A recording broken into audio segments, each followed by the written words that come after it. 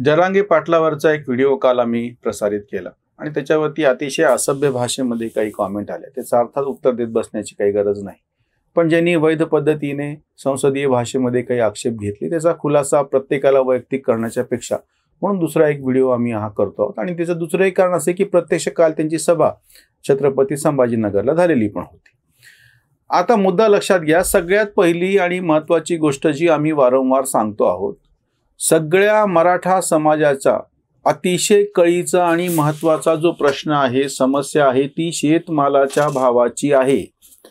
आता जे चालू आहे की आम्हाला कुणबी म्हणून घ्या, कुणबी या शब्दाचा अर्थच असा होतो की जो कुणबिकी करतो तो, म्हणजे प्रत्यक्ष शेती करतो तो। शेत जमीन नुसती 7/12 नावावरती आहे म्हणजे शेतकरी होत नाही। शेतीमध्ये जो स्वतः कष्ट करतो, जो कुणबी आहे, कुणबी करतो तो कुणबी। त्याच्यामुळे आता आम्हाला कुणबी म्हणा आणि त्या ओबीसी मध्ये समाविष्ट करून घ्या अशी जी काही मागणी जरांगे पाटलांनी कालच्या सभेमध्ये केली, त्यांच्या स्वतःच्याच बोलण्यामध्ये ते जे काही मांडत आहे त्याच्यातला विरोधाभास स्पष्टपणे समोर आलेला आहे। म्हणजे सगळ्याच्या मागास असण्याचं कारण ते कुणबिकी करतात हे आहे। जो कोणी शेती करतो, केवळ महाराष्ट्रातलाच नव्हे संपूर्ण भारतभरचा शेती करणारा समाज, ज्याचं शेतीवरती पोट आहे।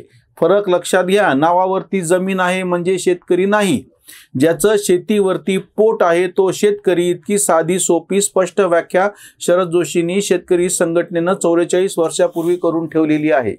त्याच्यामुळे तुम्ही जेव्हा असं म्हणता की आम्हाला कुणबी म्हणा आणि आम्हाला ओबीसी म्हणून आरक्षण द्या, या म्हणण्यामध्येच विरोधाभास हा आहे की आम्ही कुणबी आहोत म्हणजे आम्ही मागास आहोत। मग आम्ही मागास असण्याचं कारण काय आहे, तर शेतमालाचं जे शोषण केलं गेलं, शेतीचं जे शोषण केलं गेलं, शेतमालाला जो भाव मिळू दिला गेला नाही। मी आवर्जून फरक सांगतोय, मिळू दिला गेला नाही, मिळाला नाही हा मुद्दा वेगळा।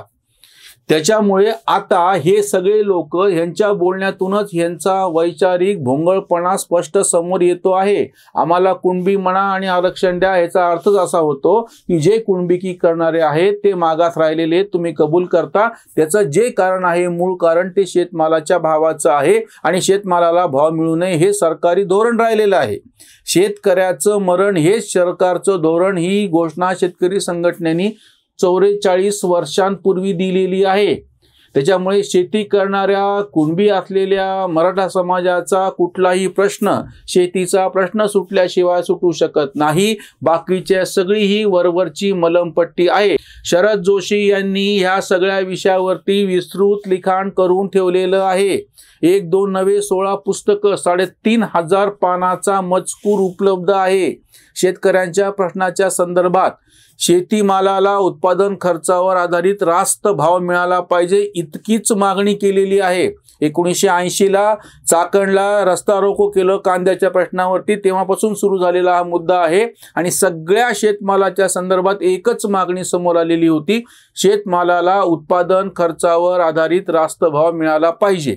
दुसरी स्पष्टपणे एकच मागणी जी समोर आलेली होती ती 1990च्या जागतिकीकरण पर्वाच्या नंतर, जेव्हा की बाजारपेठ जगभराची खुली होत चाललेली आहे, बाजारपेठ इतर सगळ्या वस्तूंची खुली होत चाललेली आहे, पण शेतीची बाजारपेठ मात्र सरकार खुली करायला तयार नाही। म्हणून शेतमालाला उत्पादन खर्चावर आधारित रास्त भाव द्या असं कुणाला मागणी करण्याची मागणी बाजूला ठेवून, काही मागायच्या पेक्षा आम्हाला बाजारपेठ खुली करून द्या। शेतमालाची बाजारपेठ खुली झाली पाहिजे म्हणजे शेतकऱ्याला बाजारपेठेचं स्वातंत्र्य असलं पाहिजे। दुसरी गोष्ट, शेतकऱ्याला तंत्रज्ञानाचं स्वातंत्र्य असलं पाहिजे। जे तंत्रज्ञान बाहेरच्या देशातला, प्रगत देशातला शेतकरी वापरतोय ते आम्हाला पण वापरायची परवानगी मिळाली पाहिजे। आणि तिसरी गोष्ट म्हणजे शेतीविरोधी जे कायदे आहेत शेतकऱ्याच्या छातीवर बसलेले, शेतकऱ्याला गळफास बनलेले, ते तातडीनं बरखास्त झाले पाहिजेत। हे बरखास्त करण्याचं प्रोव्हिजन नवीन 3 कृषी कायद्यामध्ये होतं, ज्याला काले कानून म्हणून या सगळ्या डाव्या, लिब्रांडू, समाजवादी, सगळ्या भीकवादी व्यवस्थेनं विरोध केला आणि ते शेपूट घालत या सरकारला ते कायदे मागे घ्यावे लागले। हा शेतकऱ्याचा फार मोठा पराभव आहे। हे नवीन आलेले कृषी कायदे जे जुन्या कृषी कायद्यातल्या असलेल्या त्रुटी दूर करणारे होते ते मागे घ्या म्हणून आंदोलनाला पाठिंबा देणारे होते आणि यांनी परत एकदा शेतकऱ्याला पारतंत्र्यामध्ये ढकललेलं आहे।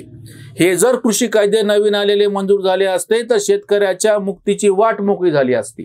त्याच्यामुळे दुसरा जो मुद्दा समोर येतो, पहिली गोष्ट म्हणजे मराठा समाजाचा मूळ प्रश्न हा शेतमालाच्या भावाचा आहे।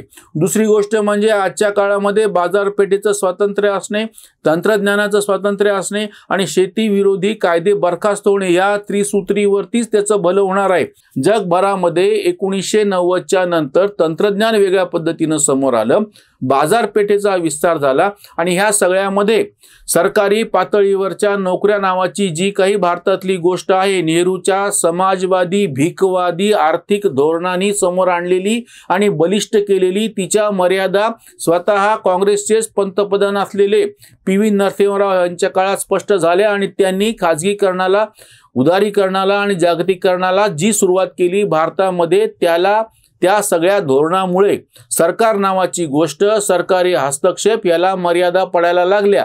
त्याच्यामुळे आता सरकारी नोकरी नावाची गोष्ट ज्या आणि जशा पद्धतीनं आधी होती ती आता तशी राहू शकत नाही। कोणाला किती वाद करायचा असेल तो नुसता वाद करत राहा। प्रत्यक्ष वस्तुस्थिती अशी आहे की सरकारी नोकऱ्या किंवा सरकारी नोकऱ्या ज्या प्रकारच्या होत्या तशा नोकऱ्या, म्हणजे काम करायचं, 5वा आयोग, 6वा आयोग, 7वा वेतन आयोग, 8वा 9वा भेटत राहणार, तुमच्यावरती जबाबदारी काही नाही, पेन्शन भेटत राहणार, हयात तुम्हाला फायदे मिळणार, अशा नोकऱ्या आता शिल्लक नाहीत। सरकारी पातळीवरची सुद्धा कामं आता आउटसोर्स केली जातात। सरकारी नोकऱ्या म्हणजे सरकारी कामांमध्ये सुद्धा कंत्राटी पद्धतीनं नोकर नेमले जातात। हे सगळे बदल सरकारी पातळीवरती पण झालेले आहेत। मोठ्या प्रमाणात तंत्रज्ञानाचा वापर झाल्याच्या नंतर एका ठिकाणाहून दुसऱ्या ठिकाणी प्रवास करणे, ते TADA बिल, त्याच्यावरचा खर्च, या सगळ्या गोष्टीला मर्यादा पडलेली आहे। एकूण महसुलाच्या किती टक्के रक्कम पगारावरती खर्च करावी हे आता तुम्हाला इच्छा असो किंवा नसो कमी करणं भाग आहे, कारण की त्याच्याशिवाय विकास होऊ शकत नाही आणि विकास झाल्याशिवाय प्रगती होऊ शकत नाही। हे सगळं समोर असताना सुद्धा ज्यांना कोणाला जरंगे पाटलाचं समर्थन करायचंय, आरक्षणाचं समर्थन करायचंय, ते मूर्खाच्या नंदनवनात राहत आहेत। त्यांना वस्तुस्थिती समजून घ्यायची नसेल तर हा त्यांचा प्रश्न आहे, बाकी समाजाचा प्रश्न नाही। माध्यमाला हा नवा अण्णा हजारे सापडलेला आहे। गावोगाव यांच्या सभा होतील, त्यांना JCB मधून फुलं उधळले जातील, वाटेल ती, म्हणजे आम्ही मागास आहोत हे दाखवण्यासाठी सगळ्यात जास्त पैसा खर्च केला जातो आहे। हा विरोधाभास ज्यांना कळत नसेल त्यांच्या बुद्धीची कीव करण्याशिवाय आपण दुसरं काहीच करू शकत नाही। ह्या व्हिडिओवरती मागच्या व्हिडिओतल्या आक्षेपाचे बद्दल आम्ही बोललेलो आहोत। जी सविस्तर शेतीच्या प्रश्नाची मांडणी हवी असेल ती शरद जोशींच्या 3,500 पानी मांडलेल्या सगळ्या मांडणीमध्ये, वैचारिक ह्याच्यामध्ये स्पष्टपणे उपलब्ध आहे। तुम्हाला वाचायची नसेल तुमचा प्रश्न आहे। सर्वोच्च न्यायालयाचा 550 पानाचा सविस्तर निकाल उपलब्ध आहे, तोही वाचायचा नसेल तर तुमचा मुद्दा आहे। परत याच्यावरती तशा पद्धतीचे कुठल्याही कॉमेंट करू नये ही विनंती। तुम्ही जर ते केल्यात तर त्याला कुठलंही उत्तर दिलं जाणार नाही। असभ्य भाषेतल्या सगळ्या कॉमेंट उडवल्या जातील। इथेच थांबूयात। धन्यवाद।